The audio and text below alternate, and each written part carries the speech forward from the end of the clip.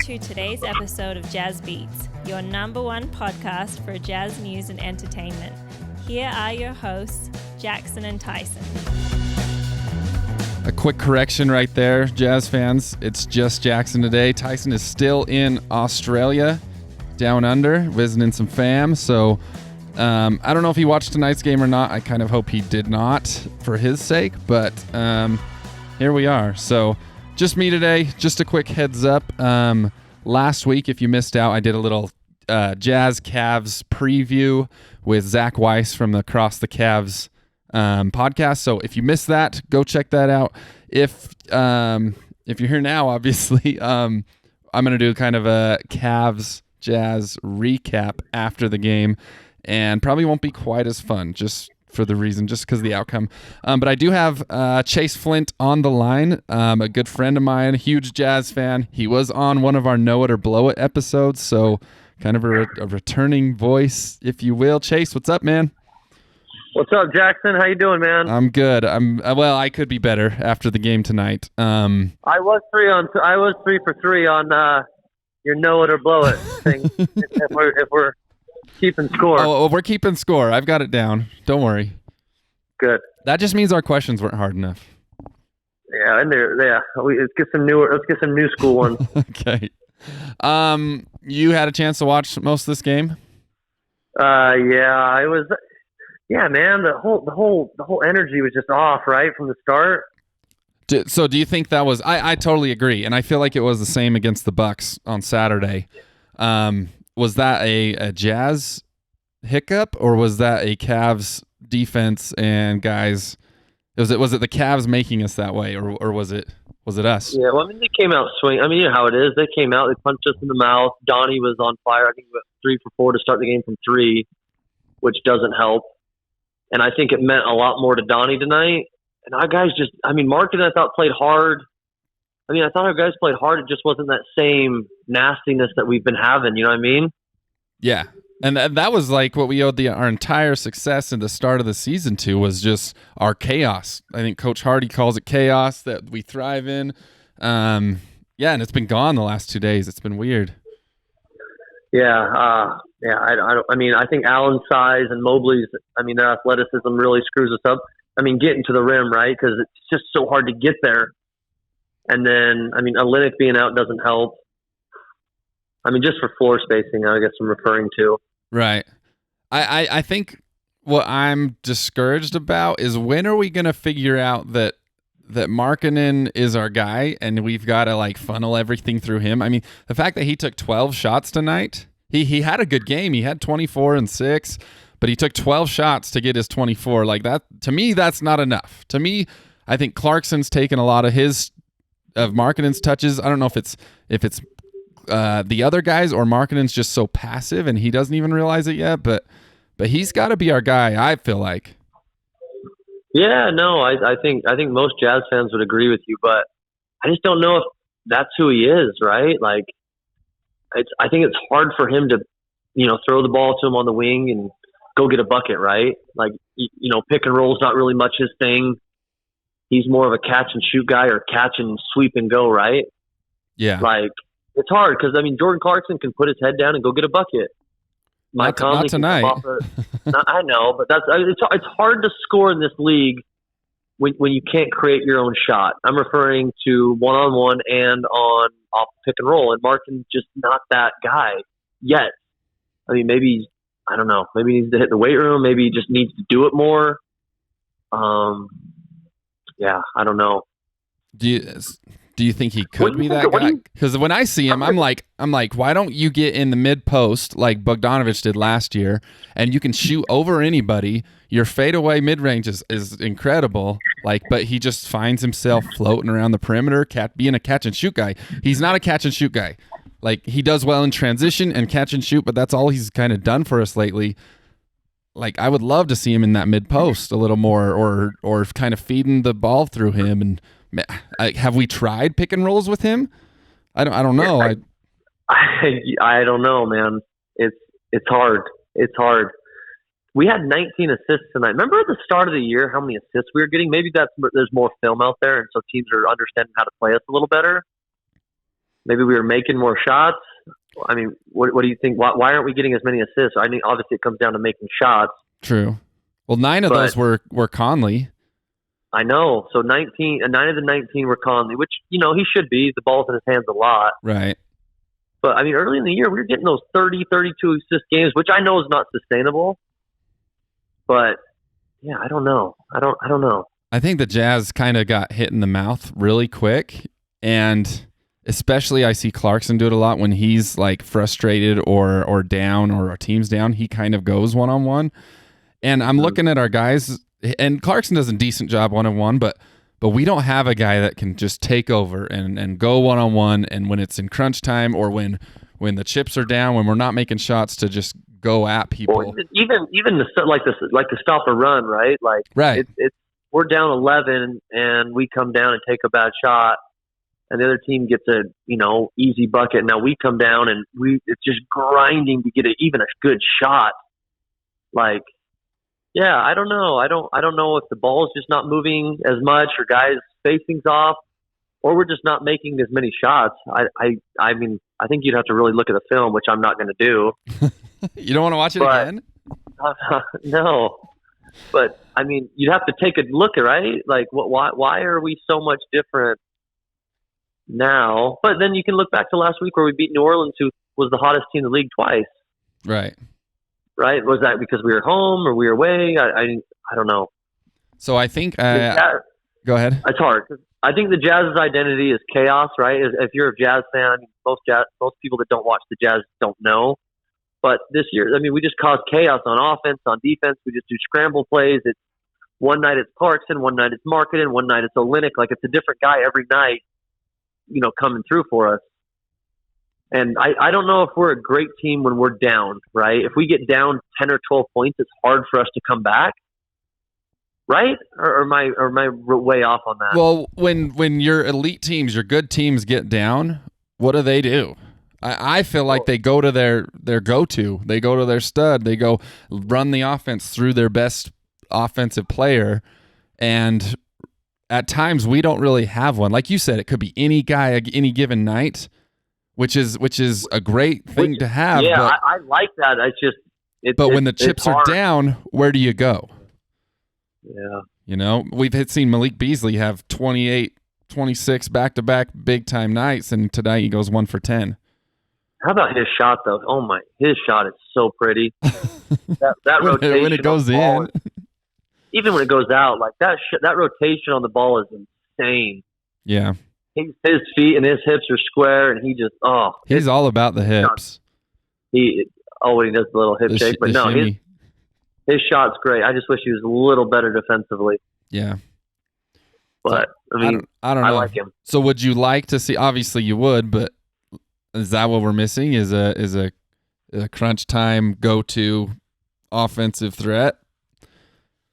Maybe. I don't know. I like Will Hardy. I think he's done a good job of mixing and matching lineups and trying different things. And maybe our lineups are getting stale, right? Like, there's enough film on the start with Conley, Clarkson, Marketing, Vanderbilt, and Olynyk. Obviously, he didn't play tonight, but there's enough film out there that people know how to play us. Yeah. So I don't know. I don't exactly know. I mean, I said I don't know a lot, but I guess we expect these chaos games where we come back to beat the Pelicans, or we're playing the Suns at a high level, and then we get frustrated when we lose to the Pistons at home, right? Or that we don't show up to play the Cavs, and the Cavs just basically just beat us down. Yeah, this conversation is completely different if we talk last week after the two Pelicans games. Exactly. I think what you want as a fan is you want consistency, which is, what you want in life, right? But, it's hard. This league, it's a good league. If you look at the records, we're right there with everyone else. Yeah. We're right in the mix. I think a lot of other franchises probably wish they were in our situation. It's not like we played bad. Tonight I don't think we played great. What do you think? No, I don't think we played great. But like you said, it's a grind of a season. It's 82 games. You're not going to be consistent for 82 games. I mean, the best teams of all time are still losing 10, 20, 30 games a season, you know? So it's a grind. It's a long season. And I read something, I think it was Andy Larson on Twitter. It was after the Bucks game, talked about he hadn't seen this lack of energy all year. And he was saying, he said, don't quote me or something like that, but I think there's some trade rumors going around that could justify those guys just coming out soft and passive and just other things on their mind, their names getting thrown around, going to other teams. First of all, do you think that's the case? Second of all, is that enough to warrant lack of energy and lack of hustle and poor performance? Like these are professional players. Are they that much of a mental game that would limit them? I mean, would it mess you up? Well, but I'm a 32-year-old schmuck who doesn't play on a professional level, you know? I don't know. I mean, you have a job, you want to do your job, but I mean, I think we all have jobs, and when you have a bad day, some days you have bad days, right? Yeah. And especially those people, like I saw, I don't know. Anyways, if you are in a trade rumor, I think it'd mess me up. It'd be hard coming to work every day knowing that this team might get rid of you, or say maybe someone in the organization is excited to get out and they can't focus on being where they're at because they're excited, you know? Yeah. I think you can look at it both ways. I mean, it's hard because I think we do have trade pieces, and Mike Conley, I mean, Jordan Clark. I mean, everyone's on the trade block from what we've heard. Right. Maybe not marketing, but you look at Danny Ainge's track record. Yeah, it's blowing it up. I don't know. I think it'd be hard. It'd be hard going to your job every day knowing that you might not be with this team. Like, why am I going to give it all to this team in 3 weeks? I'm going to be out of here, a month, whatever it is. Right. Because trade deadline's February, right? Yeah. Like, I'm not going to kill myself, or I'm not going to get hurt, or if I know I'm going to be with the Warriors, right, in 3 weeks or 6 weeks, whatever it is. Yeah, it'd be hard. We're kind of seeing that right now with Mitchell, like seeing him get a whole new energy level and just kind of a second wind in his career, because I think he did die off a little bit last year, and he's starting to come out with a few of these things that he was not completely happy in Utah, and it drained him, is what he's been quoted saying, and we're seeing it now and how much energy and on the defensive end especially he's had in Cleveland. Yeah, so on a smaller scale, I could see that being some of our guys, but who knows? Yeah, I wish Donnie the best. Me too. I'm glad you said that. I wish Donnie the best. Because it may just be kind of the area I'm in, but I have heard a lot of negative towards him this year. Yeah. No. Yeah, maybe. I mean, I'll defend Donnie. I loved him as a Jazz man. I think he did great things for the community. I'm grateful for the years he gave us. Yeah. I'm sad he felt that way, but he was a baller, man. Yeah, he's a freaking stud. He's done something in Utah that I don't think has ever been done by a player, as far as like his personality and his charisma and like the way that like little kids looked up to him. Like, I don't think that's ever happened in Utah on that level. Yeah. That's great. That's so great. It's super cool. My 5-year-old was watching the game tonight, and I told him that the Jazz are playing Mitchell because he's on the Cavs now, and so that's his new team, and he started cheering for the Cavs, and it was sad. And he does look at the score, and I think he cheers for whichever team's winning most of the time, and he will switch. That's a good way to be happy. You can't lose, right? You can't lose. So even a 5-year-old, I mean, looks up to a guy like that. It's cool. Who knows nothing about life in general. Yeah. Oh, that's awesome. So I don't know what the answer is, and maybe there is no answer, and maybe we just play it out, see what happens. But I just know it'd be hard going to your job every day, not knowing if you're going to be there, you know, what you're building is lasting, right? Or if they want you, it'd be hard. It'd be hard in any job, especially in the sports profession where everything is overanalyzed. I mean, we're talking about the Jazz on a Monday night loss in Cleveland, which, you know, because we care. We do. We care about them. We want to do well. And a week from now, you might be talking, you and your buddy Tyson might be praising them like crazy, and which was what we want. And I mean, sports, right? Yeah, it's a way of life. Exactly. That's what sports is and does it. It creates this unnecessary emotion, whether it's win or loss, and it's fantastic. Yeah, it's so fun. So looking ahead, we've got Detroit, who beat us at home, by the way. One of our probably worst losses of the year coming up. Then we're at home with Washington. I think it was a bad loss in the timing it was, right? We were playing well, and they came in and just beat us. Yeah, and so we're going to their place now. It's a very winnable game. Then we got Washington coming home, Spurs on the road. Like those three, to me, should be 3 wins, at least the optimistic fan of me. I think, did we play Washington already? I forget. I don't know. I'm gonna look. I thought we lost to them. I might be wrong. Yeah, we lost to him in Washington. Yeah, that's right. Okay, yeah. I mean, we got a couple ones we can get back, and okay, so we'll see how they bounce back from this. Hopefully. I mean, I wish some of the, I don't know, maybe some of the media, I wish they would address some of the trade rumor, who's been talking, what teams are, out there looking for who. I think it would clear things up for all of us mentally. Yeah, I agree. Because then I think some of them, like, say it's Mike Conley, right? Which I hope he finishes the year with us because I like him a lot, even though he would help a contender. But, I mean, realistic, Jack, who's a contender in the West? Honestly, I think the East is going to take it this year, no matter who ends up there. I think the top 3 pushing forward. Who does he help? In the East? Or West? I mean, I'm just saying, I hope he stays with us.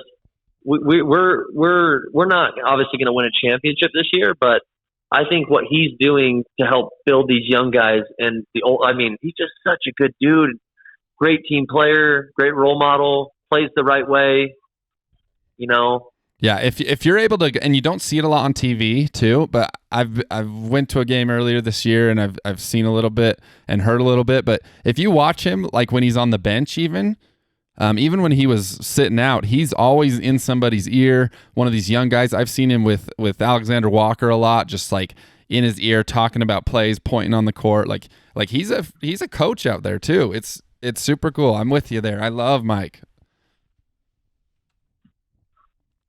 Oh, that's great. So I don't know.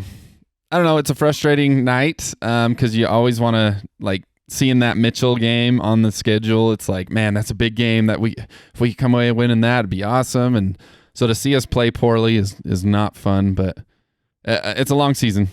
There's going to be ups and downs. Give us, before we go, we're going to keep this shorter than normal. Before we go, tell us your thoughts on the overarching like Jazz footprint right now with our draft picks, with our trades, with our guys. What are you looking ahead to, like what's the 5-year plan? It's a big question, I know, but what's the 5-year plan for the Jazz? What do we got to look forward to? I mean, I think I'll just talk on the now, right? Like, I think if you go to any Jazz fan, and you can quote, I mean, any Jazz fan before the season, and you tell them our record, what are we, 17 and 15?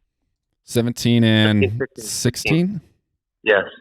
I mean, if you go to any Jazz fan, you tell them we're 17 and 16 at this point in the season, no one would believe you.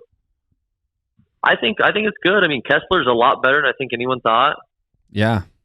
Right? I think Alexander Walker's done well. I thought Colin Sexton's good. I thought Markkanen, he's our best player, which we didn't think. Clarkson's borderline all-star right now.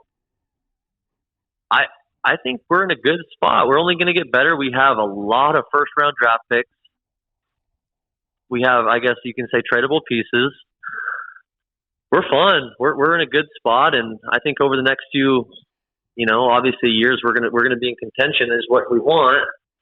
But I'm excited. I like our team. I like what they've done for us, and I like how they compete. And I mean, we're young, right? We're not old.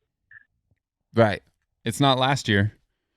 And I think the thing too is, I mean, I've been to one game only. I mean, I don't live there. I live in LA, but the fans are excited about this team. This is fun.